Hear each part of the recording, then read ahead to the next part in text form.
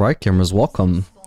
So, I just happened to hit Master yesterday, mainly playing Aphelios, as usual. With about, just over 24 hours left in the season, which was pretty unexpected. I ended up going on... My final 6 games were all wins, so basically a 6-game win streak. Yesterday I was just intending to play a few games, which I was hoping would give me like maybe 1 or 2 wins closer to Master, but I just ended up winning all of them. And so I just ended up hitting Master the day before I was actually meant to grind for Master. But, hey, I'll take it. I'm not gonna lie, it was a little bit of a lucky run, but there were also some lessons learned here. And I think you guys would probably be interested if I just voice over some of these games. The awkward thing is I already voiced over, actually the first of those 4 games. Except I didn't because I apparently forgot to unmute my mic, and I only realized once I finally ended the recording.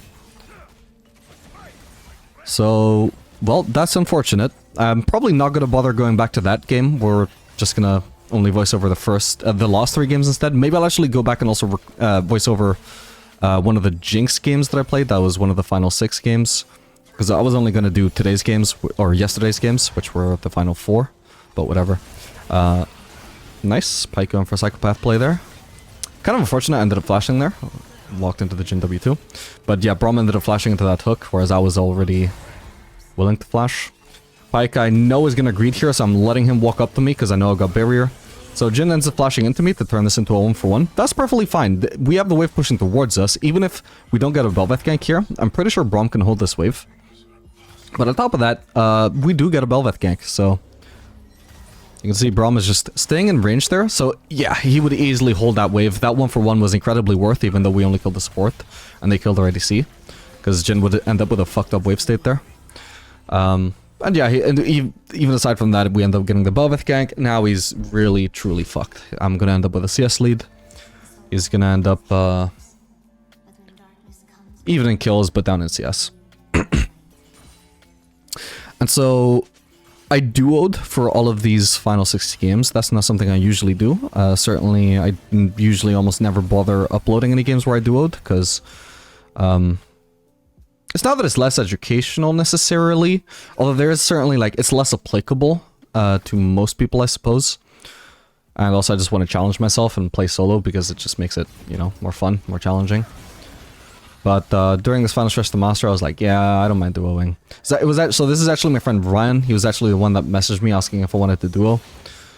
And I was like, alright, fuck it, sure. So Ryan is a jungle main, and he just recently role swapped to support. So he's actually usually a Master player. He's ended Master, I think, the past few splits. But that was as a jungler. He's actually, when he asked me to duo, he was actually Diamond 4 while I was Diamond 2. He had dropped a long way playing support. Hang on, we're going for a trade here. Sadly, Braum didn't actually get to tag the Jin there. Otherwise, that would have been really good. Yeah, so he's not that great on support, but one thing that we had, that I had really going for me here is that obviously I do know a lot of what a support should be doing, even if I'm only an ADC player, because at least where it relates to the ADC, I know what the support should do to support the ADC. And so I could just basically micromanage him and tell him what to do in voice chat. And mechanically, he's definitely not a Diamond 4 player. He just needs to, like, learn some better support habits. Yeah, Braum is so good in this lane. Sadly, just couldn't lock down the Pike again. Yeah. Okay, not the greatest fight. Also, Siakos have to actually leave there. And we're just gonna have to call it a day in base. But yes, I don't... Like, I think I just kind of got lucky with circumstances here, where... Ryan, the way he played it during these games is not really a Diamond 4 level player, but I was duoing with him while he's Diamond 4. And I'm micromanaging so that he's playing better than what his rank actually is. So, yeah, the matchmaking ended up probably being easier than it should have been because I was duoing with a Diamond 4 player who was not actually a Diamond 4 level player, if that makes sense. So this is not like this. It's not cheating, because this is literally just what his rank happened to be. That's...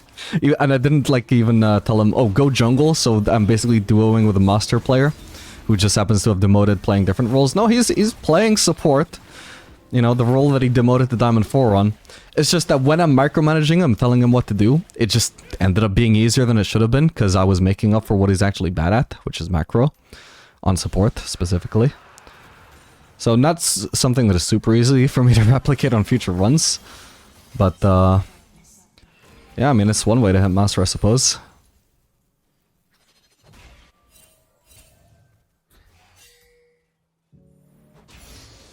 But another big thing also that I had going for me in these games, I played Aphelios during 5 out of my 6 games, which is unusual for me recently because I've just been blind picking Jinx pretty much every game.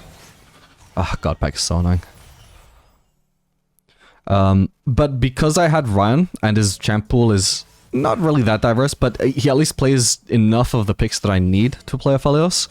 Just so long as I knew at least either the enemy ADC or the enemy support, I knew that the matchup would be decent for Aphelios, or that it wouldn't be. And so I would know that I didn't just have to blind Jinx. So I actually got to play Aphelios a lot here, and I would just tell Ryan, what do we actually need in this matchup? So here, for example, we have Pyke, who is an engaged support of sorts, and they have Jhin, who really struggles against tanky supports because he just doesn't have any DPS. So I told him, oh, you just pick Braum for me here, and this is such a fucking good Aphelios angle. And so he did. Sometimes I would tell him to pick Lulu, sometimes I would tell him to pick Milio. Lulu was banned a lot, unfortunately, so I had to be more Milio than Lulu. But depending on what we actually needed for the matchup, I just always had him picking it, so I would be able to pick Aphelios in situations where usually I wouldn't have the confidence to.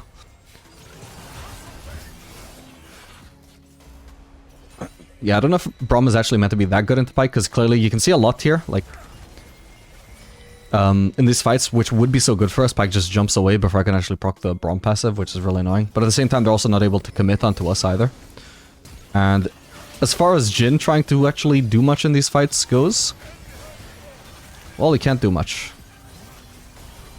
Because the Braum is just so insanely tanky, and also tanks all the damage that would otherwise land on me. Also, that was really weird of Bel'Veth. She was pinging us to go in when she was like a mile away. I don't know what she was expecting there.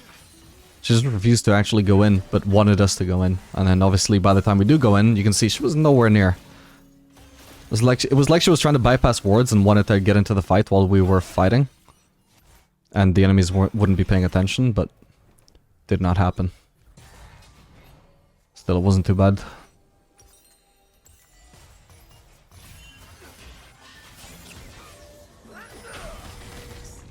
Should be a dead Jhin there, I hope.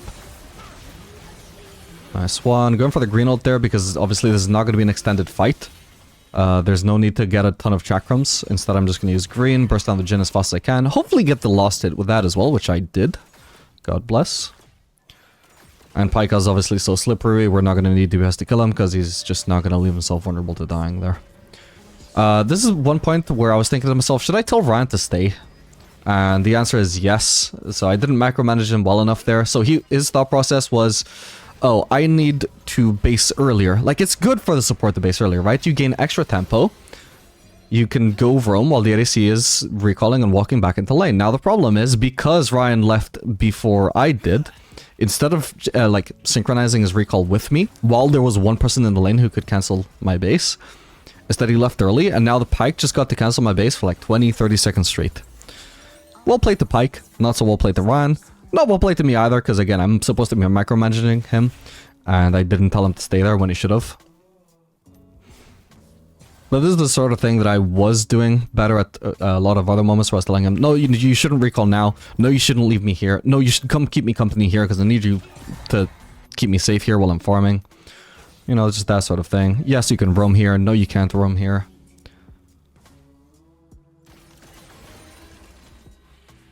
So like right now, for example, he messed up obviously recalling so early, but obviously I don't need his protection to keep me safe from a dive now that my recall got cancelled for so long. Well, whatever, the damage is done. At that point he was fine to roam. Although I gotta say I wasn't paying too much attention to the map. I don't know what the hell he is doing there. Is he just farming against Orianna? What the hell, just come bot. What are you sticking around there for so long for? Yeah, I think he ends up going for a gank on Orianna again there. Again, I'm just safe during this whole time anyway, so it's all good, but at the same time he's just not able to, like, gank the Jhin, for example. Ends up almost dying there.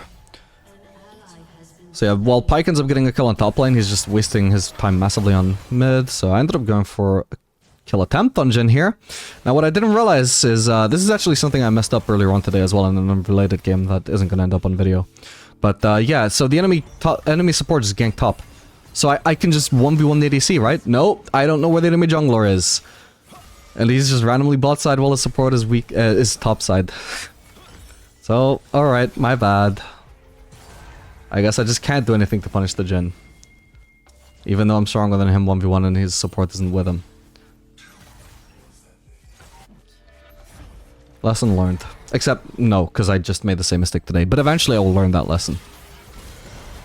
I need to actually know where the enemy jungler is before I try and abuse the enemy ADC 1v1 when both supports are roaming. Can't just assume the enemy jungler is topside just because his support is topside. Oh my god. That was insanely satisfying to watch at the time, and it's insanely satisfying to watch now.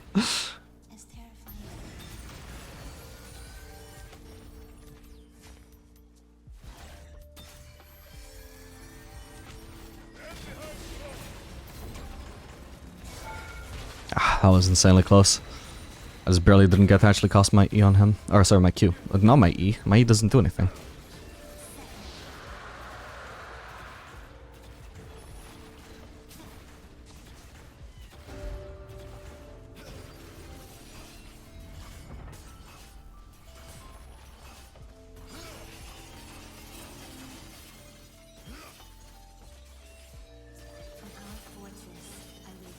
Okay, so my jungler and support are going in between. Unfortunately, Jhin seems to have vision there, but we're gonna keep shoving in these waves, and then if there's a fight going on, I could try and join. If not, I'll just keep pushing these platings, getting that free gold, denying more CS under turret to the Jhin. I think my team are kind of greeting there, just leaving though. Like, we have Jhin in such a bad spot, right? We should keep abusing that. There's no reason for them to leave. Whatever Bel'Veth is missing by not farming her camps, it's not as bad as what Jhin is missing by Bel'Veth being here, you know? Yeah, randomly their top laner just happened to be here. As well. Well, so Seth already used his W here, I realized. I was caught anyway, so I was forced to have to fight here, but because Seth did actually waste his W there, you know, his shield, his massive burst, yeah, I just ended up 1v2ing there. Jhin doesn't do a whole lot of DPS, so he's now good in those kind of fights where he can't just one-shot someone with a fourth shot. So I didn't have his biggest source of damage or his biggest source of tankiness, so ended up it looked not amazing, an amazing spot to be in, but circumstances were actually in my favor. I can't remember why I'm backing off here, but I sort of do realize. Oh, I think it's maybe because I was afraid of the Pyke, but I'm like, you know what? No. Like, there is some risking you in for this turret for sure. But it's fairly low, and the reward of 300 gold for finishing that turret, or 250 I suppose, because 50 is just global. Well, that's a pretty big reward for relatively small risk, so no, I should actually go for that turret, and indeed I did. I'm not going to be able to defend that turret, unfortunately. Jhin should be able to take that as well, unless Ornn is somehow able to defend. We'll see. I don't even remember what happened there, but yeah, since Ornn is going bot, my team is on the Gromp, sorry, not on the Gromp, the Herald, so we're going to go follow them.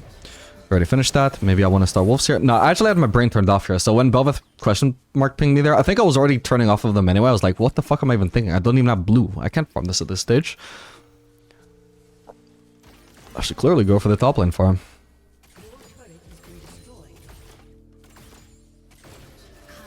And there we go. Braum just keeping me company, making sure I'm safe. Because I can just macro manage him. He did start leaving a bit early, but I think that was fine, because he did place that vision for me anyway. So long as he's actually placing that vision that I know I'm safe, that's also fine. He doesn't have to be near me 24/7. He did make a bit of an oopsie though. I was like, I micromanaged him completely. Maybe I wouldn't have even realized he was overextended there, but yeah, that was a bit deep to be without any team support. You shouldn't be going through the jungle, in my opinion.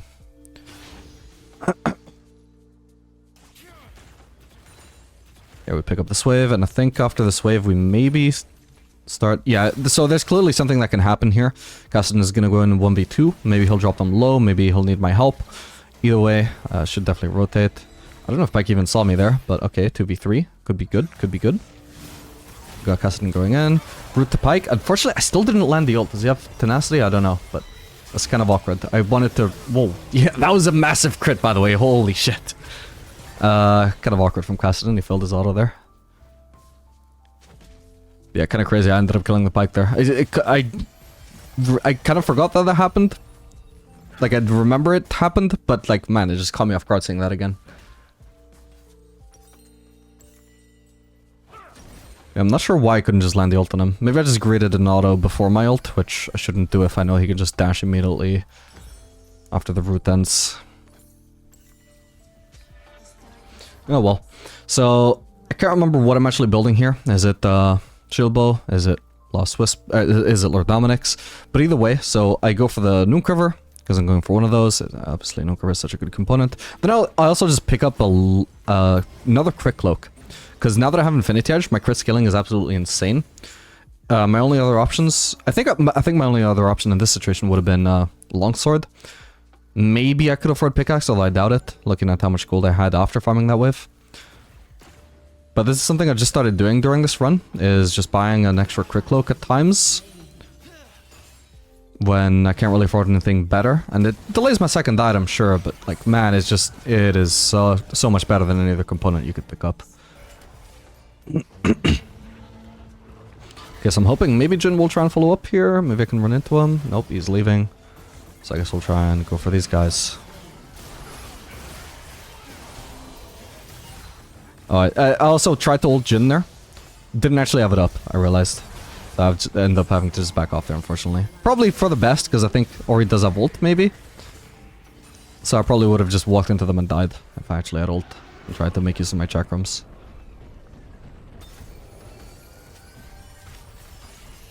What is this Ornn doing?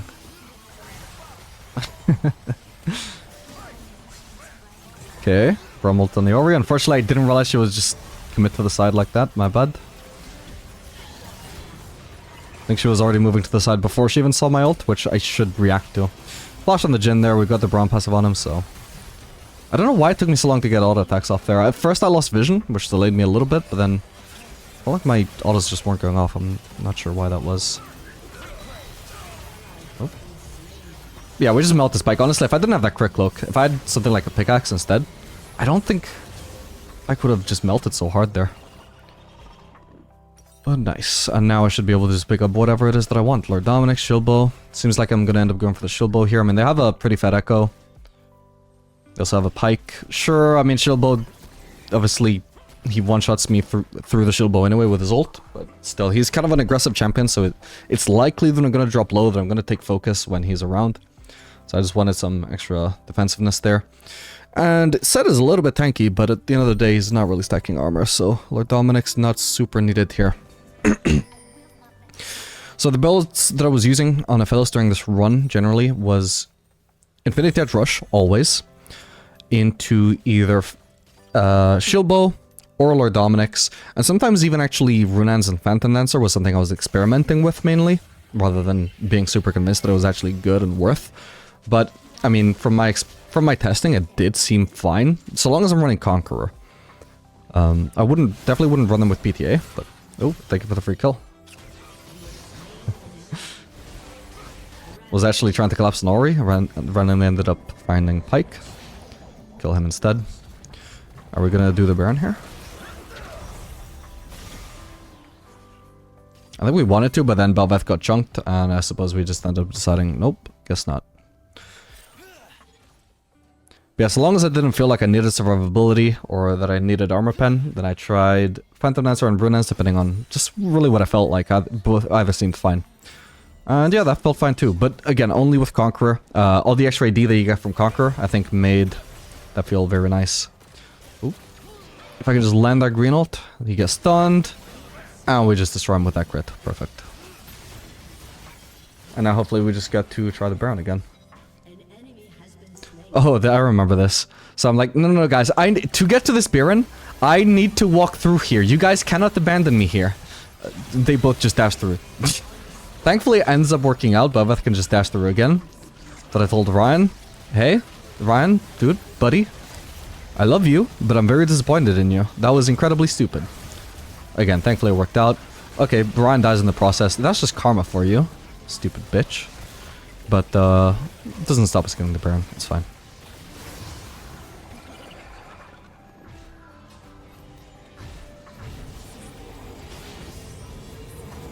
And almost certainly we're just going to be going for Lord Dominic's. I don't like delaying. Like, if I am going to do Phantom Lance or Runance third, which is also something I did if I felt like I wanted the DPS, but also needed Lord Dominic's first.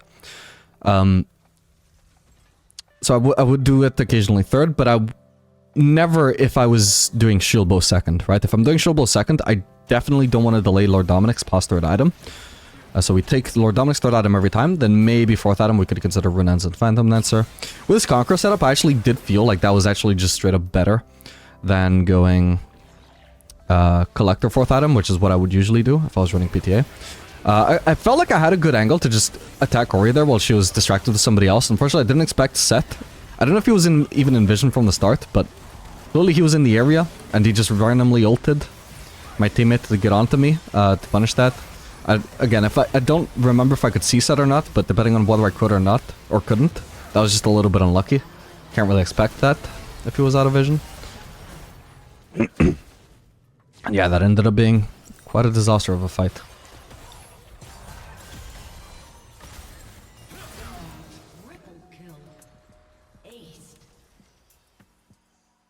Yeah, regardless of what I did, whatever I built on Aphelios, one thing is consistent. I was all... Oh yeah, I think I was checking there. Like, did I see Seth in vision? Am I just an idiot? Did I just overextend there? Or did I get really unlucky? And I just checked the replay too late. I couldn't actually check. You guys will know, I'm sure.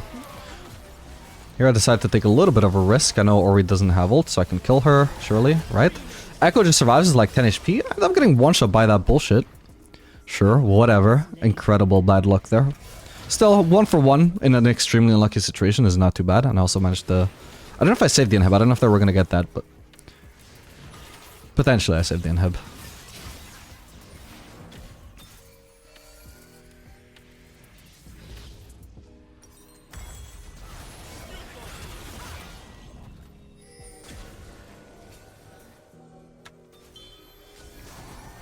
Yeah, generally... If I'm running Conqueror, I actually just feel like Phantom Lance or Runance is a better fourth item than Collector, which is what I usually do.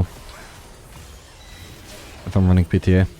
All that extra AD that you get from Conqueror just makes all that attack speed feel worth it when it otherwise wouldn't.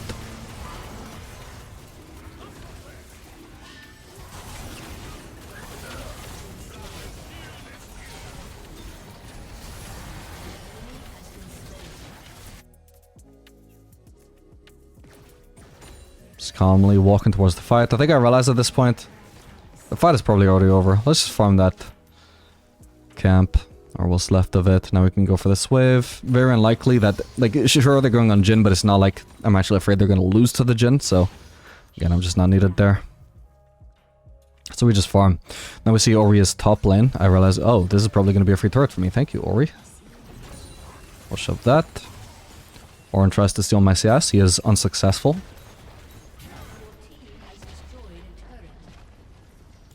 We'll see Ori's on the way back, but we can just see if I can cheese any damage here. I gotta be really careful. I'm sort of like trying to bait the Ori to ult me. You can see that probably wasn't as successful as I wanted it to be, but hey, we ended up surviving. I was hoping that I would actually just be able to walk out of it though. But obviously if I'm trying to bait her into using it, I want to make it close. Oh, and also I just didn't notice Psycho Casting. I didn't notice Psycho Casting W there. I think he did it out of vision actually. Maybe I should have just been respecting that. And then I tried to switch to red to Q out of there. I was already holding red, so I just ended up switching to blue. Looked very stupid. Yeah, I was just sort of standing in vision. I don't know if I just can't see him using W there, or didn't hear the sound cue, or if he just did it from out of sight or whatever, but yeah, that was very surprising. It looked at me like he was just standing around uselessly, and then all of a sudden there's a W landing on me.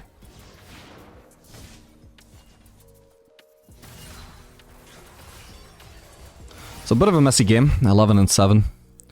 But obviously, even though my CS is actually a little bit suffering this game, mostly just because I'm dying so much, we're very much up in gold compared to the average Aphelios. 70 gold per minute is quite a lot of gold. We're pretty ahead right now. I also have the Infinity Edge from the Ornn. Upgraded Infinity Edge, sorry.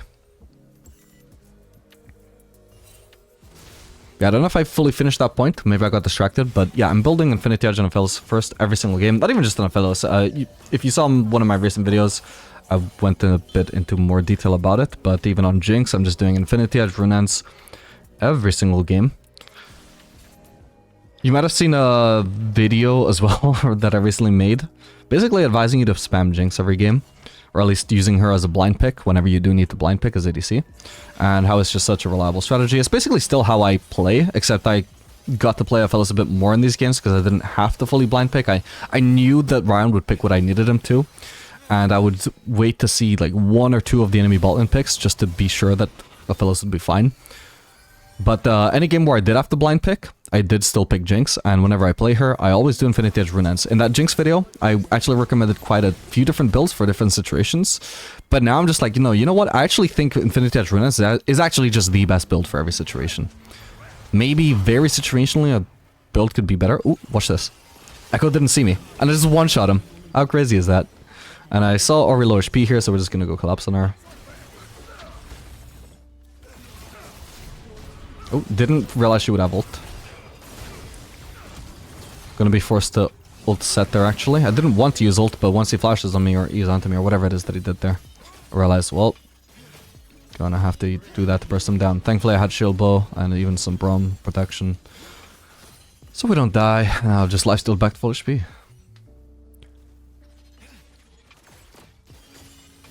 That's another thing, is recently I was experimenting with Alacrity on a lot of ADCs, not just Aphelios, but this is something a lot of Aphelios mains have started doing, is running Alacrity, but to be honest, after trying Alacrity quite a lot of games and just feeling how satisfying that attack speed is, but then going back to Bloodline, and just realizing, holy shit, like, you do get so much fucking healing from Bloodline in the mid to late game.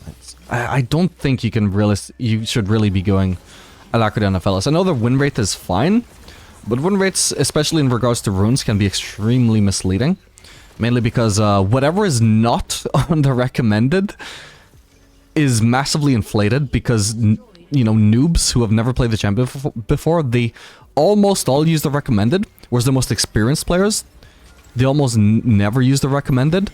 So anything that's off the recommended runes is just going to be inflated. So I think actually, if the win rates were actually like representative of how strong each rune actually is, Bloodline would actually be significantly better than Alacrity on Aphelios. That is what I'm beginning to think. I feel like I've been doing so much better since I switched to Bloodline. You're welcome to disagree. I know there's a lot of Aphelios mains who would disagree, even though there are Aphelios main YouTubers I've noticed have been running Alacrity. But man, after testing Alacrity for such a long time, then switching back to Bloodline, it does just feel like such a huge difference. As satisfying as the early attack speed is, especially in a late game scaling champion like this, which also synergizes greatly with lifesteal, I just don't think it's worth the sacrifice. We are not playing to win the game from the early game. But also I might just be thinking that because I'm actually going for such a scaling build with this Infinity Edge. But I really do think that is just the best approach, the best setup. Oh, wow, he just got CC locked so hard there he couldn't even activate his W. And that's all I am required for in this fight.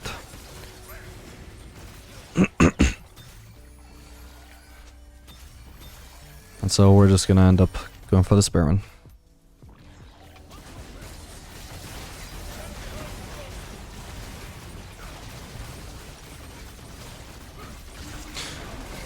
Another factor as well, by the way, behind going a shield bow second, I probably wouldn't do that, I suppose, if I was going PTA.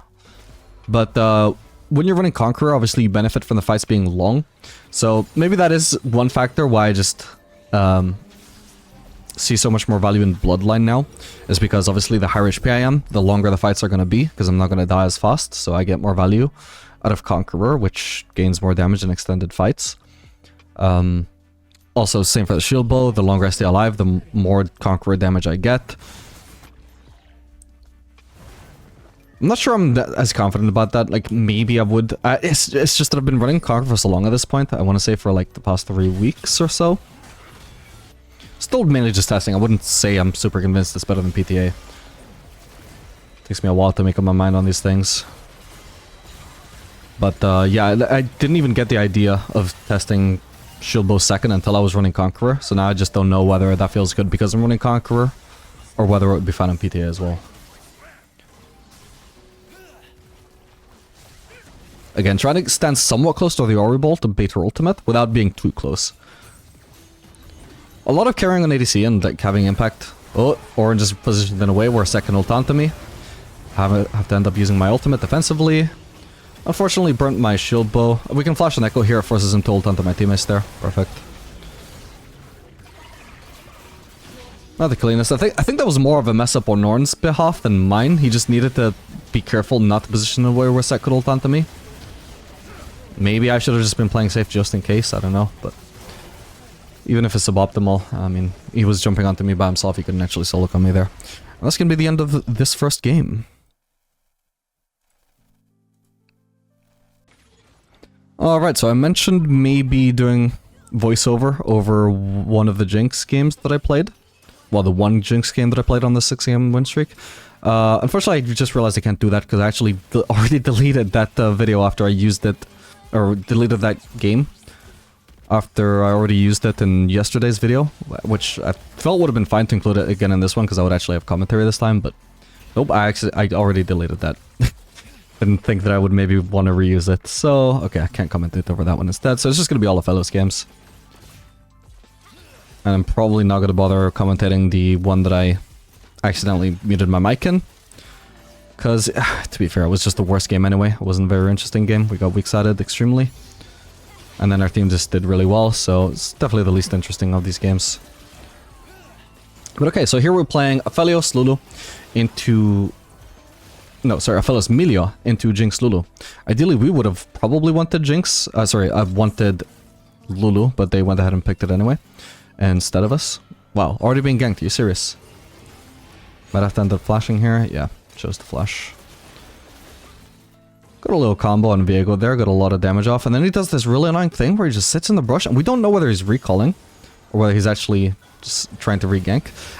I was saying like, Ryan, you need to flash there. Unfortunately, so he flashed after he was already hit by the Viego W, after he was already hit by the Jinx W, and those weren't even chained in any way. They were just completely separate. And he chose to flash after everything had already hit him, so of course he dies there. But, oh well. At least our jungler is very much ahead of, the enemy jungler here. And especially if we can manage to kill Viego here. I actually don't remember what happens here. I think it's a positive outcome, somewhat of a happy ending, but let's see. Finally, I get tagged by Viego's W there. Milo's already here, actually, so he actually gets to shield me there. We end up doing a little bit of a beta Reno onto the Jinx. And yeah, my jungler ends up just huge from that. Well, actually, that was split between me and Talon. But obviously, like, the Viego just wasted so much fucking time, whereas Talon got one camp ahead and is actually on the side of the map that he needs to farm. And Viego's ended up dying. I don't have much wave clear to actually crash that wave, and it's fairly risky because they're going to be running into lane with home guards, and the next wave is a cannon wave, so it would actually be a very tanky wave, and it would take a long time to actually kill and crash. So what do I do instead is I just leave that wave pushing towards me. Thankfully it is pushing towards me to an extent where I know that this is going to be a good wave state to just leave it completely intact. And if we look back here, yeah, you can see my wave is clearly much smaller than the enemy wave. I am losing less farm from this. I am losing some, but I'm losing less than Jinx is.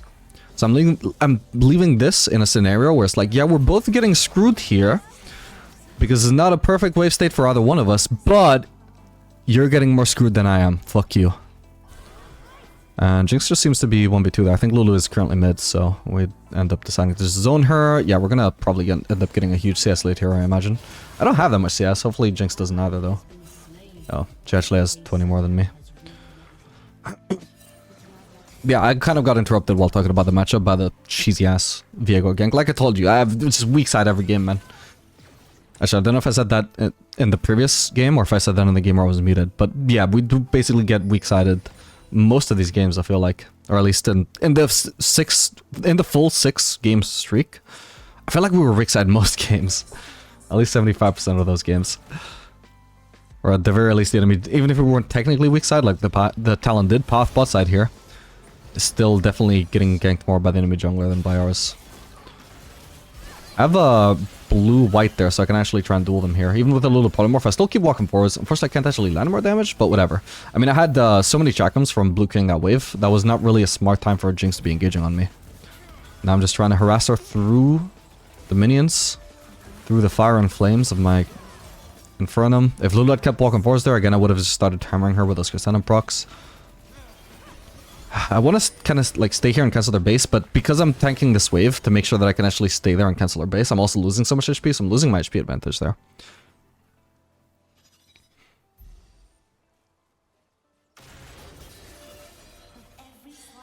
But yeah, talking about the matchup again. So because the enemy bot lane have an ADC that mostly outranges me, except when I have green, we have like two and an enchanter, which is basically enchanters basically aren't poke, they aren't engaged, they just support the ADC in whatever the ADC does, right? So if they have an ADC who just completely outranges me, the Lulu just supports Jinx and outranging me. So the whole matchup is just about like, I'm getting outranged here, so I might take some free damage, some poke, but potentially we can actually stomp their ass if we can find an all-in. So there's two different approaches that can work here. Either I have an engaged support, like Nautilus or Blitzcrank, or I have an enchanter, so whatever damage Jinx manages to land on me with her superior range, I just get it shielded by Melio, or I get it sustained by Melio's W. And then, so obviously any damage she lands because of that range advantage is not all that impactful. So then when we actually have to fight, like if I actually gap close onto her here with red-white, I'm just going to stomp her with DPS, and I'm not just going to get burst down because I already lost so much HP before reaching her, you know? So that is one valid approach. Then another valid approach is just straight up drafting an engaged support, so like Blitzcrank, Nautilus. Now, the problem with that, and obviously the reason why that would work is because you can see I just stomp Jinx in those DPS trades. Even getting disengaged on with a little polymorph trade is just tremendous. And so the way the engaged support would work is that he would force an engage and lock down the superior range ADC, Jinx in this case, to make it so that the range advantage doesn't actually get used, because she's just kind of like being CC'd into melee range of me, you know? Nice juke from her, by the way, there. But still, I've got a lot of Chakrams there. It's a pretty good trade. We keep going forwards. Boom, we win. And you can see I'm still healthy. Like, any damage she does land, I just sustain it or have it blocked by Melio W. Melio E, sorry. So, yeah, we've mentioned the two approaches that would work for Aphelios in this lane. So which do I go for? Which do I tell Ryan to draft? Ooh. I tell him to draft Melio for the blocking of the poke and also for the sustaining of the poke. Because that just works better with Aphelios, because Aphelios is not actually that good at following up engage. If we did have to draft engage, like if that's just the only thing that Ryan played, which is the issue with another support that I usually play flex with, then I would tell him, okay, well, at least draft Blitzcrank, because if you're going to draft engage, at least draft something that pulls the opponents towards me, so I don't have to, because Aphelios just doesn't dash forwards, you know, he's not Samira, he's not Lucian. If you land a Nautilus Q on the enemy, I can just dash forwards and immediately start following up with damage, nor do I usually have a long-range skill shot like Jinx W, for example, or Jinx Traps with fairly decently long range. Imagine how useless Jinx would be in following up engages if she just had to like hit one or two rockets with her Q and then they just walk away. Useless, right? No, she's got her W, she's got her E. Well, Aphelios usually, unless he's got green, and even that can be blocked by minions, doesn't actually have that much follow-up. So if you're gonna draft engage with Aphelios to deal with these kind of like poke lanes, or at least outranging lanes, it needs to be ideally Blitzcrank, or maybe even Pike, actually. Just anything that pulls the target towards you, instead of just, you know, like Leona E or Nautilus Q, which pulls the support towards them, which doesn't help me close the gap, you know? The CC does a little bit, but not that much. But generally, just the most reliable approach is just going to be because of the way Aphelios works. He's a really, like, well-scaling champion, and just doesn't bring that much burst or damage in the early game. You don't want to engage, you just want tools to survive the matchup, and then when you have those periods where you actually can really stomp them in trades because you have really strong weapons or really good combos available, well, then you can just try and force something, and any damage you take in the process, it's not too bad. It gets blocked or it gets sustained. Generally, I would always prefer to have Melio, something like Melio, against poke or range focused matchups than engage. If we're going to be playing with engage to deal with these lanes, I would rather play Samira, I would rather play Lucian, I would rather play Neela, and they're going just for a harass combo on Jinx there, and now she's just half HP for free. I think that's something that's super underrated on Aphelios is...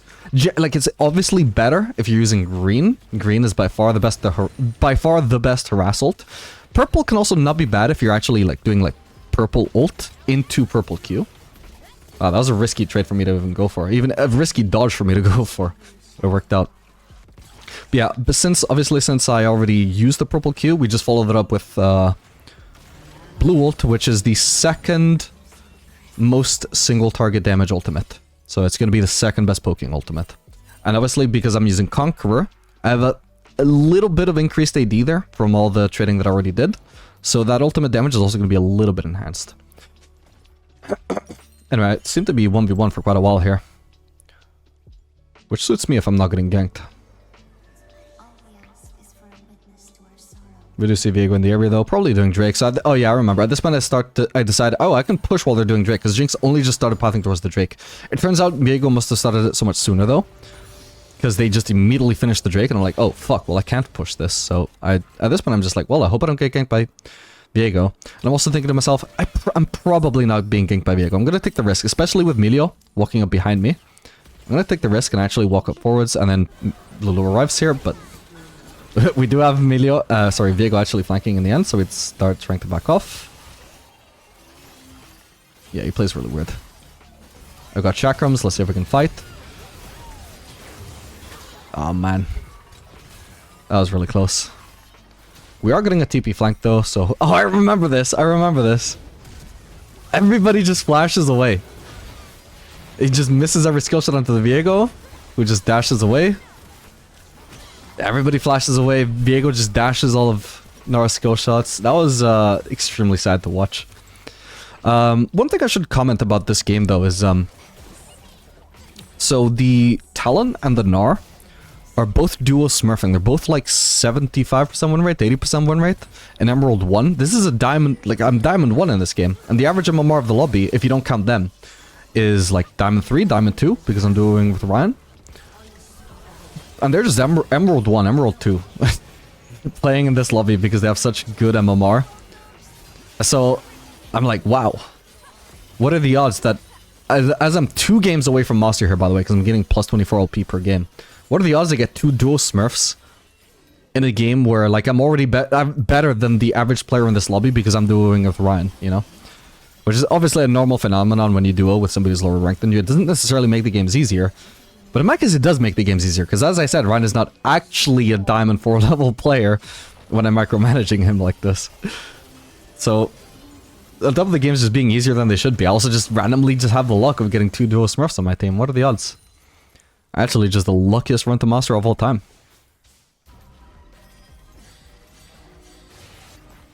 But obviously, after this game, I'm still going to need to win 1 more. And then you're not going to believe what happened in the 4th game. 3rd game for this video.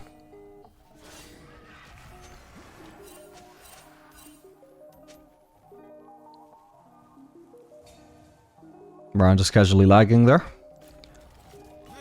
Not gonna lie, that made me a little bit worried, but his internet sorted itself out soon after.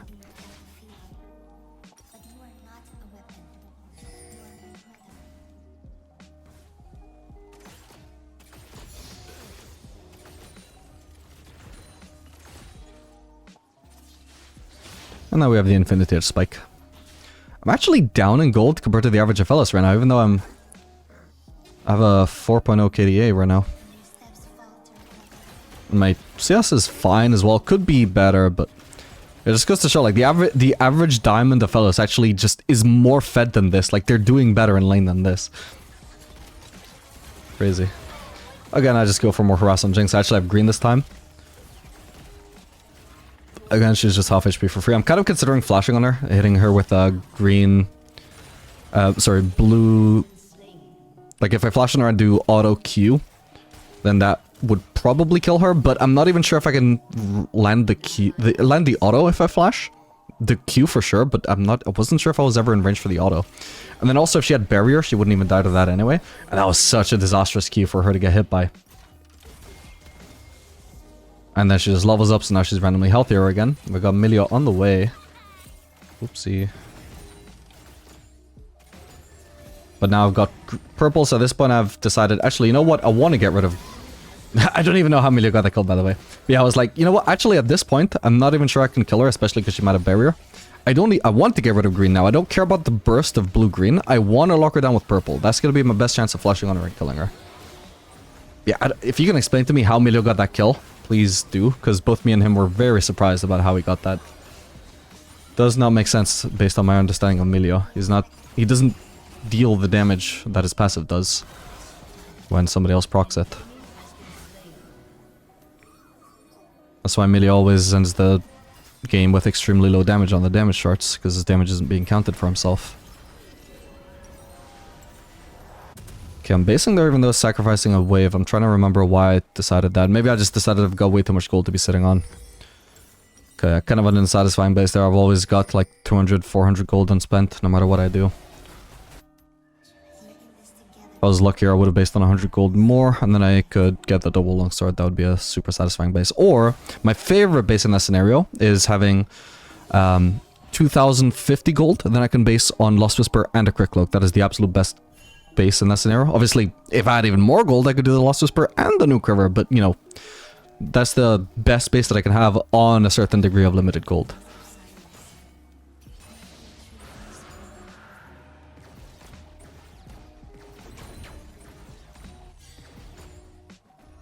Okay, getting flanked by Diana.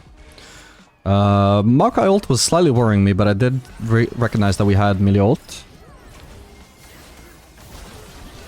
I just kind of did a swap combo there. I wasn't super sure whether she was going to one-shot me or not. So I decided that, yeah, I would just get rid of purple with an auto there, and just immediately white ult with that, and if she had any HP remaining at all to try and burst me down with, well, I would just destroy her with all those chakrams, so that would be fine.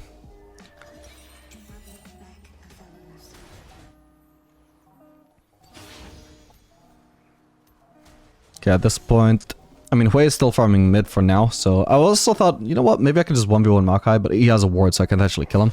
But still, I should be somewhat safe, just so long as I'm certain that I'm not getting ganked. So, Diana just revived. It's probably the only concern in my mind right now. But we do... Oh, yeah, and she TP'd. Brian was actually calling in push that careful. Diana might have TP, and I was like, oh, I guess you're right. I guess I should back off. And she did indeed TP onto me, but... Yeah, we ended up actually getting the Hui TP. Even without that, maybe I would have just killed her. I don't know, because she didn't have ult, clearly. She couldn't one-shot me. And I had red-white, so I had insane DPS. Those are the worst weapons to be diving Aphelios when he's got.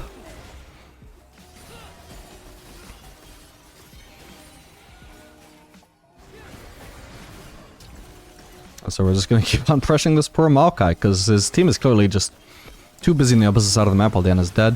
At this point I'm like, maybe I can definitely just kill this turret with these last two minions. Maybe I can bait him out to jumping onto me. So he does. Unfortunately, he pushes me so far away I can't actually follow up at all. So we don't end up killing him. He does lose a bit more HP, but... Yeah, he's playing this very curiously. Oh, and there's the enemy team. They actually... I mean, my team are kind of trolling by not taking an inhib here, to be honest. I didn't realize that at the time. I go for the barrier there, trying to burst down Jinx. I think I just didn't crit enough, maybe.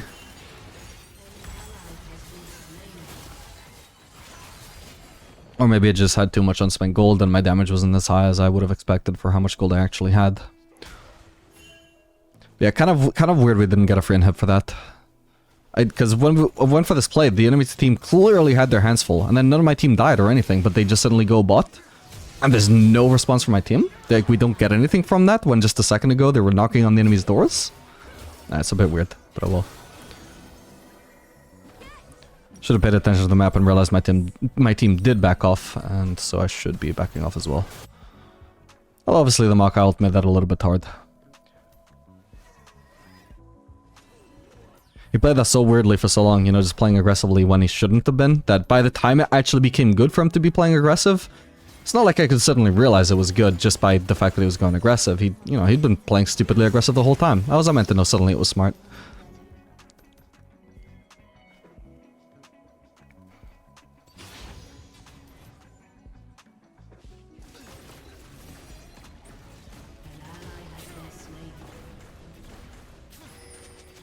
And so we just pick up a free turret here.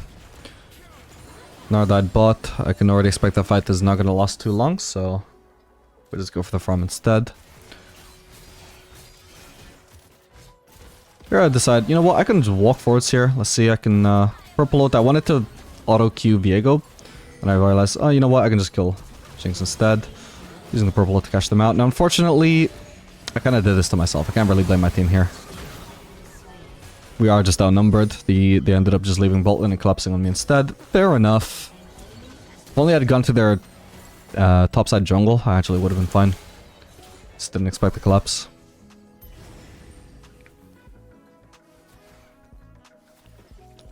At least my team do get a kill on bot lane, but yeah, me trading flash and ult just to trade 1-for-1 is not actually great. Crazy damage though, no? Look, Jinx ends up half HP just from what is actually just a combo that I'm doing to catch her out, not to actually deal damage. I think purple ult is just so incredibly underrated. So long as you actually have purple Q up, then purple ult is so fucking good. The fact that you get the 2-man route or whatever, or even just the 1-man route if you're doing it onto one target, is still so much damage while also just CCing them for so long. Between the slow, followed by the extra duration route, which it does have extra duration if your purple mark is applied through purple ult. I don't know if you all realize that.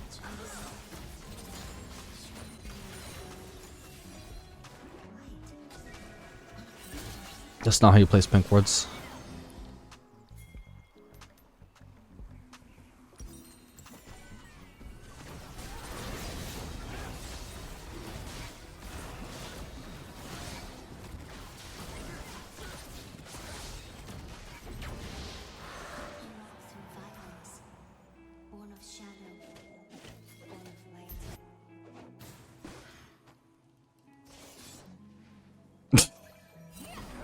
That's ridiculous. At least he was kind enough to not text the farm even when he had an excuse for the way blocking him like that. Alright, so here I guess we're just gonna do the Baron. I have red-white, which is the second best combination for actually doing Baron with.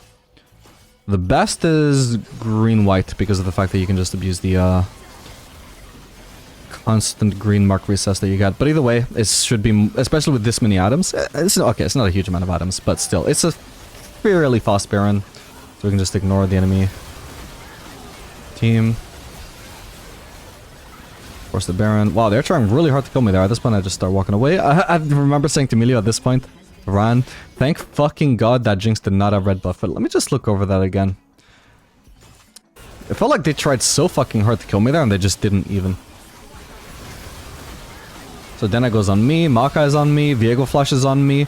Lulu starts walking, sorry, Jinx starts walking forwards into melee range of my entire team, trying to finish me off. So the effort they went to kill me there was fucking absurd, and they just don't even succeed. Actually blows my mind. Literally every melee on their team was on me. And their ranged champions were on me. How do I even survive that? I don't even know. Probably just a lot of melee shielding, I have to imagine. And my barrier.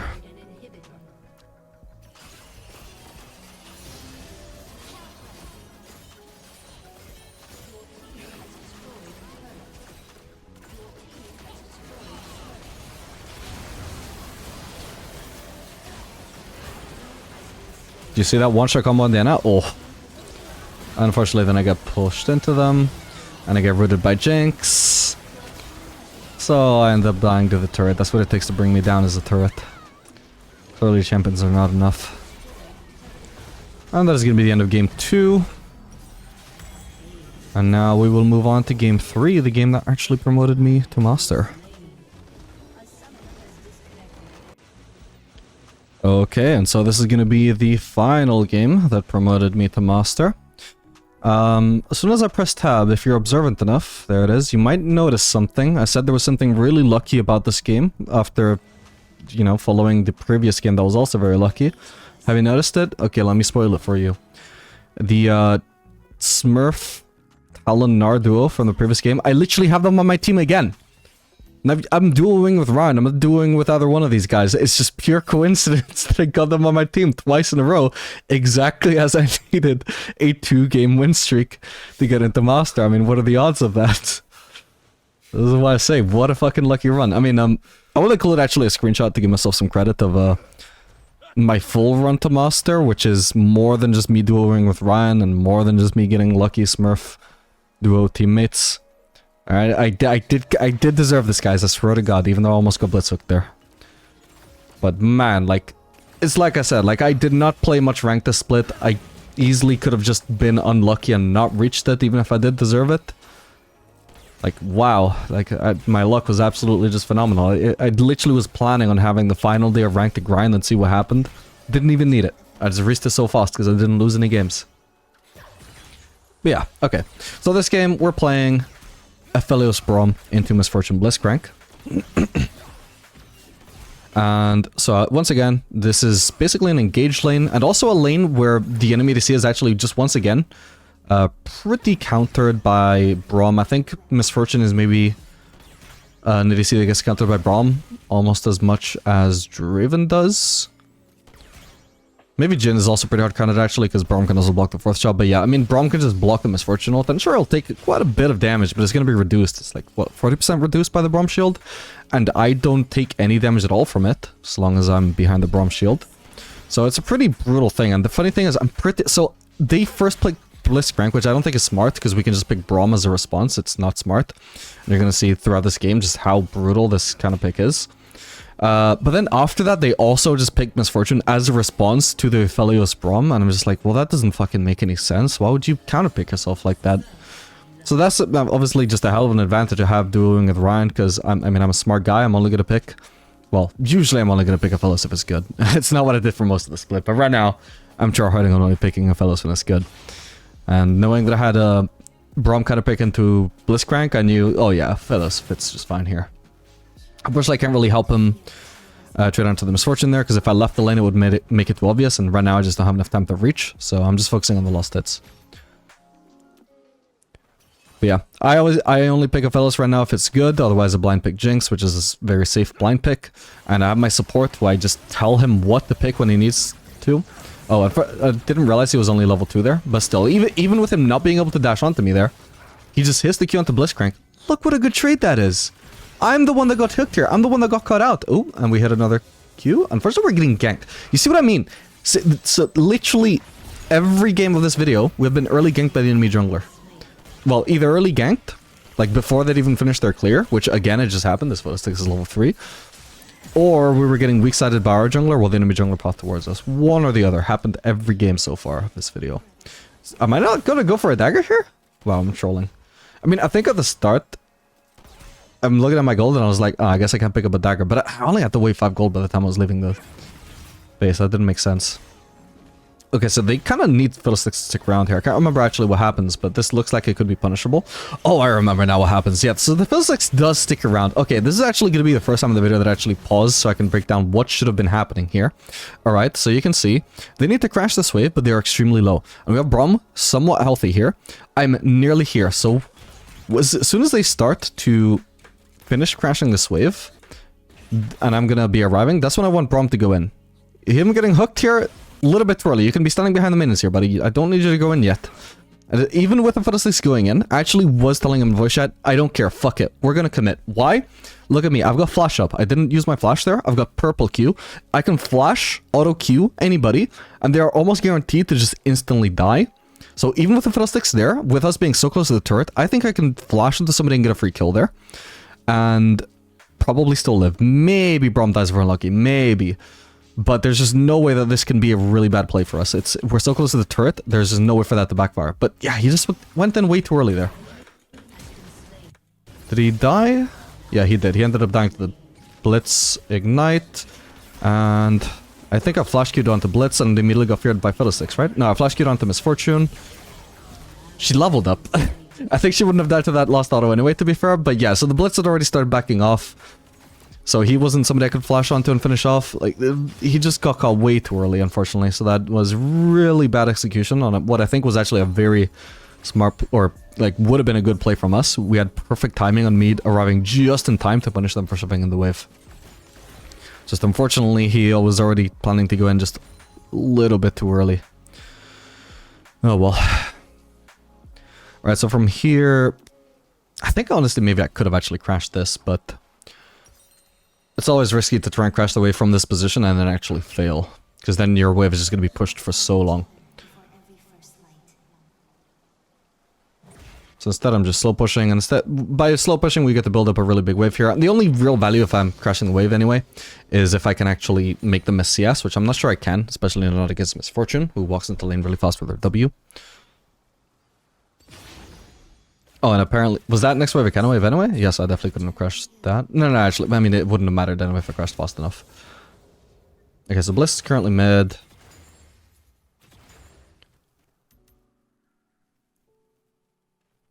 Would be great to have Misfortune, but I'm not sure we'll actually get the chance there. I did manage to land a little bit of poke on her there with that combo.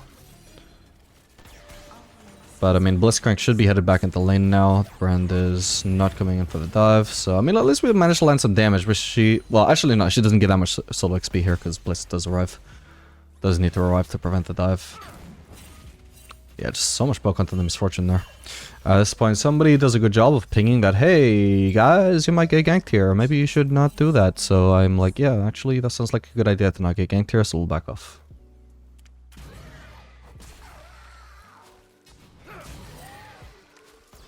Yeah, how many of those does Fiddlesticks get from his passive, actually, by the way? Because that's absurd.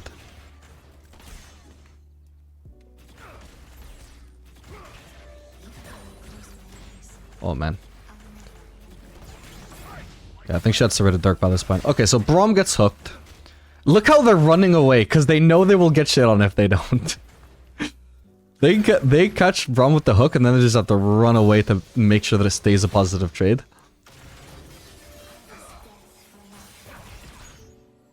I was just somewhat lucky that I... Well, not lucky, but it was at a time where I just couldn't have been positioned in a place where I could actually follow up on them engaging onto Braum.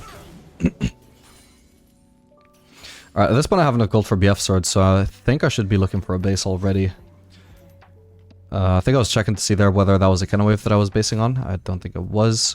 I do ideally though, even though I already have the BF Sword, because I seem to have Prio here, I want to only base on a cannon wave. When the next wave is going to be a cannon wave, that's when I want to base. I don't think the next wave is a cannon wave, is it?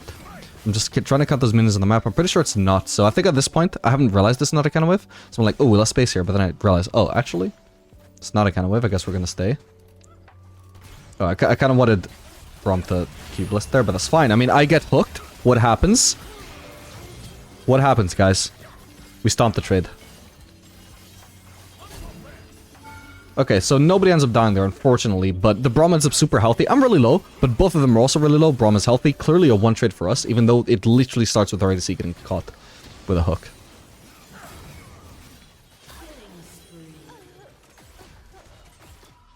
That's just how good Braum is as a counterpick to Blitz. Like, I know that the matchup cannot possibly be a terrible one for us if we have Braum into Blitz.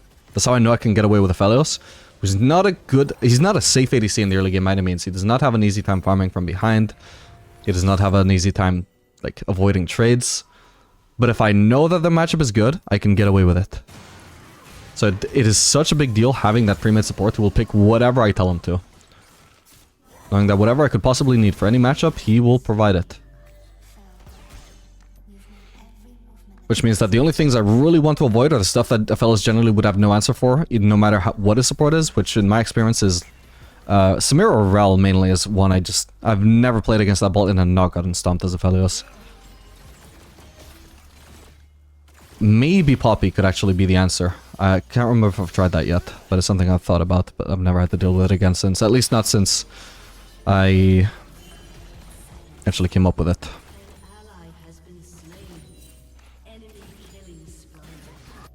But since she counters dashes and that's a double dash ball in, I could see it working out. Maybe. So I'd rather be Jinx in that scenario.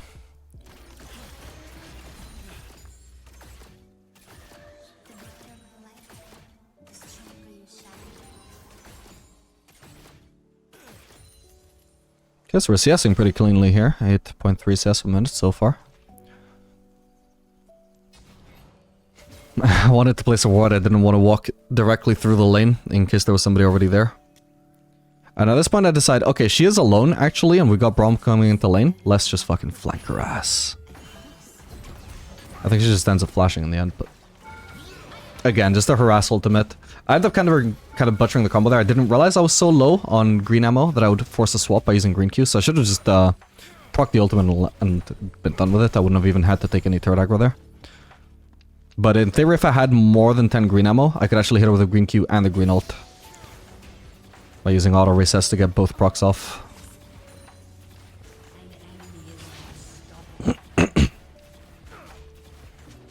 But anyway, okay, sadly we didn't kill her. Either way, she gets forced out of the lane there. One thing Ryan needs to actually learn to do better is leave me solo platings when he can. A lot of the time, he'll just stand near, like, unnecessarily near me while I'm farming platings.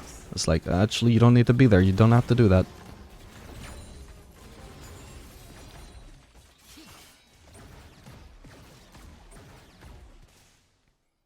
But yeah, this is really good. Whereas positioned, he just gets his own misfortune. Unfortunately, I know the future, so I know we're about to get baited. Right? Because yeah, for now it's been good to his own misfortune, but at some point she's gonna walk up. And we have to think to ourselves, why is she walking up all of a sudden? Did she just get tired? Or does she actually have teammates behind her? The answer is she has teammates behind her, so it's 2v2 for now. I think, okay, that's fine, I suppose. It's a bit of a close one, but... Wait, actually, I thought she had more teammates. We actually straight up lost 2v2. What the hell? How did that happen? Wait, let me look at that again.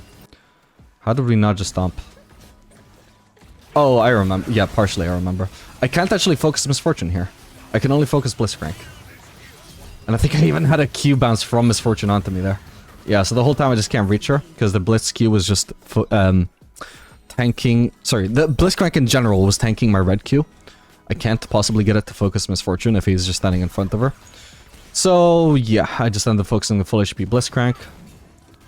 While Braum is going on Misfortune, who I can't reach, so it's just split focus. But even if he did focus Blitzcrank with me, I'm just not sure we would have killed Blitz.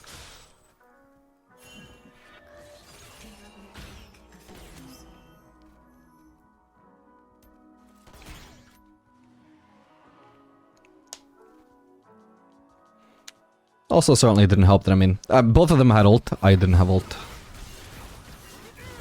Maybe overall that was the biggest factor, because I suppose if I did have ult I could just melt Blitz with chakrams.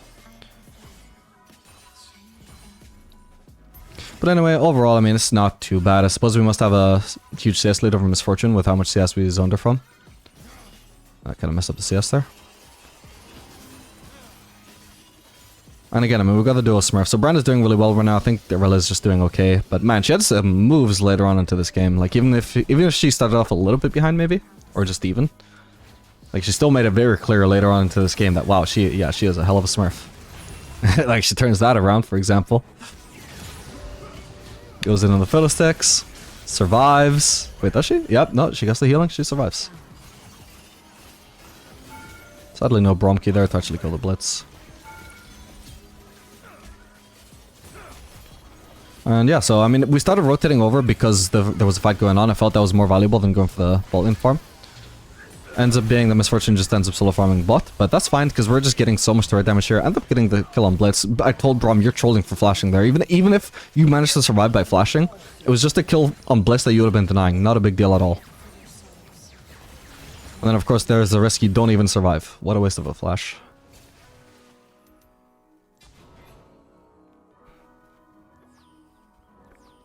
Obviously at this point, I just ideally want to stay until I get Infinity Edge. It's really awkward if I have to base right now on Crit Cloak. But I'm half HP, so unfortunately now suddenly Misfortune has the advantage after being on the back foot all game. She also has a full item right now, so I don't think I'd realize this at the time, but yeah, she has Yomos while I have just components. But I mean, obviously, like, there is a disadvantage going Infinity Edge. You're so much weaker early on while you're just sitting on components while everybody else has a completed item. But man, does it pay off later on into the game. Which, especially if you're going to be playing a scaling ADC, I mean, why would you not want that? But even on non-scaling ADCs, I would say the difference is so astronomical. Like, yeah, I do just recommend Infinity Edge if your champion uses it well.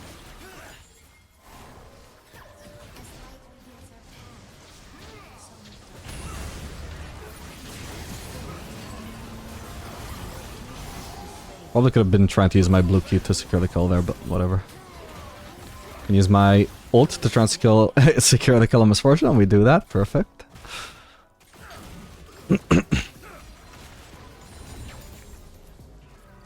I think a reason I didn't use blue Q to secure the kill is I think I wanted to switch onto the regular rotation here for some reason. Maybe because most of their team actually wants to dive onto me. And like I said, I mean, the blue-green combo, it's good for like mid-range confrontations, not so good for dealing with people who are just melee range of you, because that reset does nothing for you onto people who are melee range on you.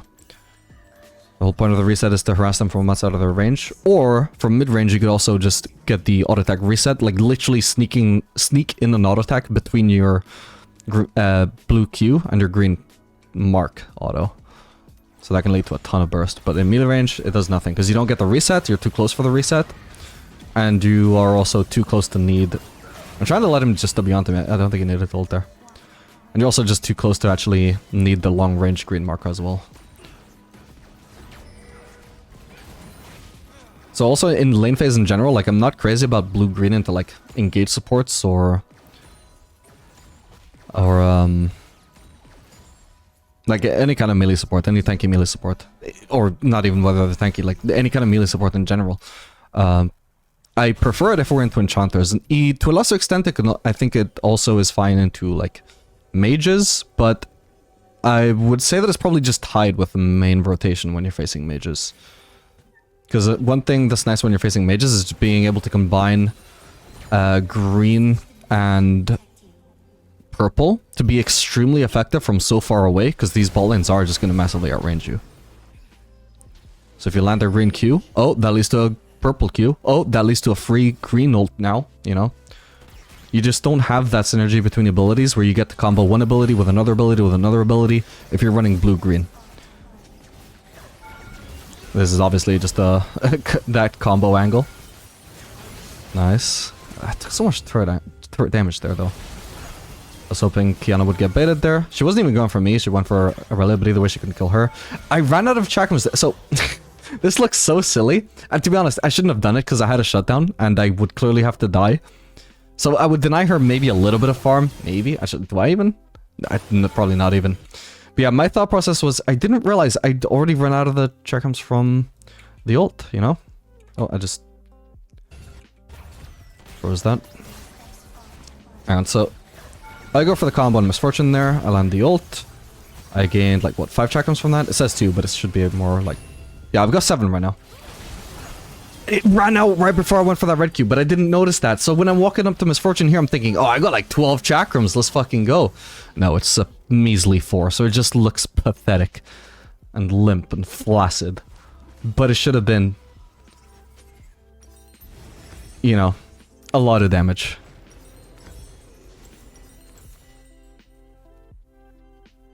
I thought I had chakrams, yeah, but I didn't.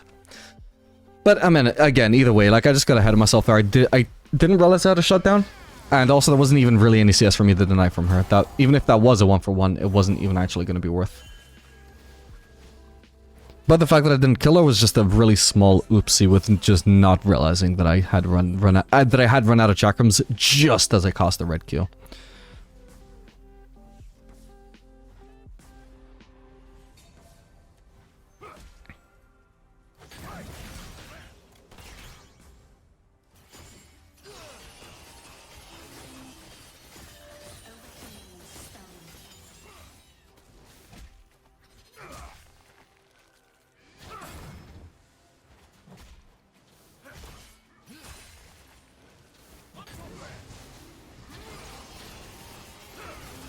I can set up a lot of chakrams here on the Drake. So at this point I'm actually hoping, like, please enemies contest, because look, I just built up 7 chakrams? Yeah, without even using my ult. But, yeah, no enemies actually came to contest, so... It just means we do a really fast Drake, it's still fine, but... Holy shit, they were trying so hard to bait me in there.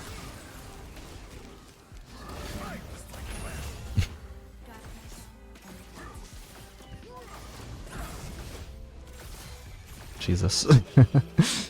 Guy stayed alive for so long.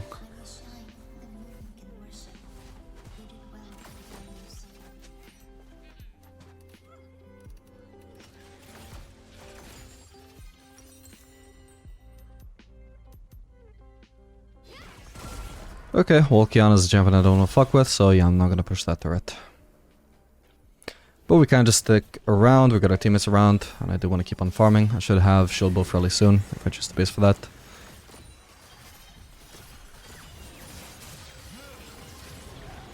Oh, I expected the cannon to walk into me, but it was focusing the Herald. So that turret was kind of useless. So I actually used that white Q to get rid of white and just blue ult them. That's a swap combo that I really actually need to do, but man, it was good here.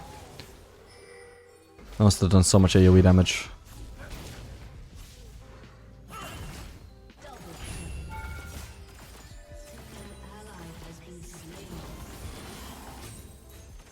And the best thing is, like, they did not realize... Nice. Ooh. They did not realize... Oh, by the way, as Mordekaiser started ulting me, Braum was telling me, don't worry, he doesn't have ult. So I was like, oh, okay, good, and then suddenly I'm just ulted anyway. I hadn't realized, by the way, my teammates were right around me. I clearly did not need to flash there. I was partially still caught so off guard by the fact that Braum had just said he didn't have ult, and I immediately got ulted. Alright, and now I have a shitload of gold. Whoa, yeah, I did not expect to run into Kiana there. I was going for the enemy Raptors, I'm pretty sure. Can't even focus her because she's invisible. So I do nothing there and die. Whoopsie. Happens to the best of us. And once again, going for the shield bow second. They got a Kiana, they got a Fiddlesticks. This is really the only two main concerns for shield bow, but it's enough. Clearly here what I need to do is, yeah, Lost Whisper, sell the coal, get the Crit Cloak. Best base, as I said.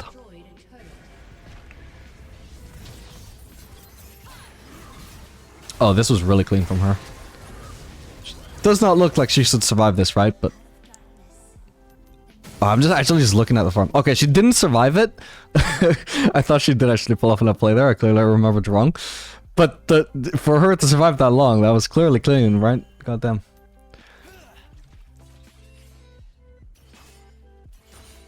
Also, there was one moment where I looked at Braum's movement.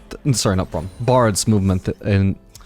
Brand, not Bard, not Braum. Brand's movement in one moment. And I was like, what the hell? I was so I was like 80% sure he must have scripted it. But there was no sign of scripting for the rest of the game. So I think I must have been wrong about it. Maybe it's here.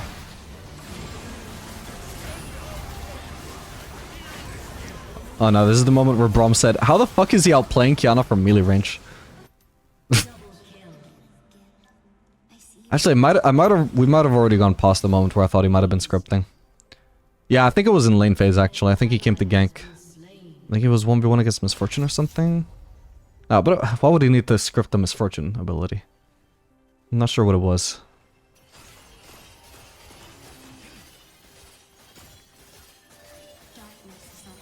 Yeah, those two were good. I was very lucky to just get them on my team twice in a row. Unbelievable. You'd think I paid both of them for a duo boost, but I mean, you can't fucking duo two people at the same time. Let alone three, because I'm duoing Braum. And Q sniping is extremely hard in the elo. Actually, I don't know if it's extremely hard. I've never tried.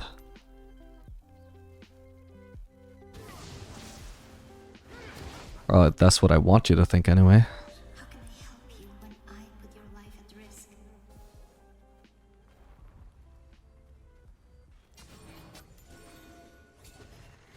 Yeah, clearly I can't go for those, so we're gonna go for the enemy Raptors instead. Always trying to get farm. I can't remember where I'm trying to path there, but... Yeah, at some point I realized, oh, Fiddlesticks is on the red, let's go fucking kill him. One shot by the Q. This one I'm like, alright, fuck you guys, I'm just gonna go solo this Drake. I don't need them. Like I said, green-white, this is the combo where you can just switch... If you switch the green while you're doing the Drake, while your white turret is just constantly marking the Drake with green marks, you can constantly auto-attack reset, because your attack speed is not fully joined up with your turret's attack speed. You have more attack speed than your turret, so you can auto, then proc the mark, then auto, then proc the mark, then auto, then proc the mark. And it's like auto, auto, auto, auto, auto, auto, auto, auto. And that just does so much damage onto these objectives.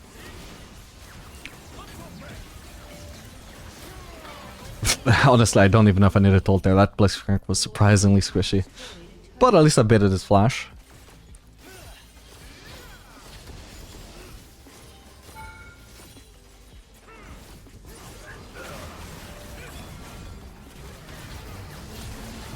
Oh.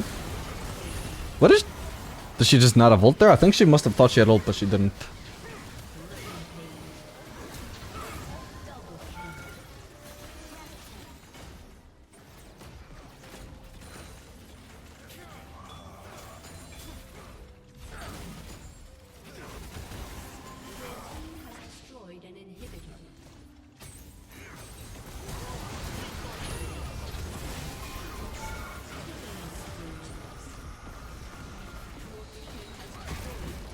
And yep, that's gonna be the end of this one. So, pretty underwhelming run of games. Final stretch. I mean, it's getting all these amazing teammates. But you know, that's just how it is sometimes. And the rest of my season was really unlucky. So I think, to be honest, I deserved it. But yeah, I hope you guys enjoyed this video and found it helpful. Maybe I could have been a little bit more educational. I don't know, but. Certainly it's better than I would have done if I was actually commentating live, because I would have to really concentrate on the games. Obviously I can't do this too much. I have been explaining a lot recently in comments during my commentaryless videos, that I can't just do voiceovers for every single one of those videos, because it would take so much fucking time. You know, 4 hours recording and 4 hours commentating? No, it's just not gonna work. But yeah, for this stretch of games, since it was such an interesting run to master, which I didn't expect to even make. And I didn't have too many games to commentate. I was like, you know what, let's just give my viewers a treat this time. Anyway, make sure to like and subscribe if you want to see more educational content like this, and I will see you guys in the next video.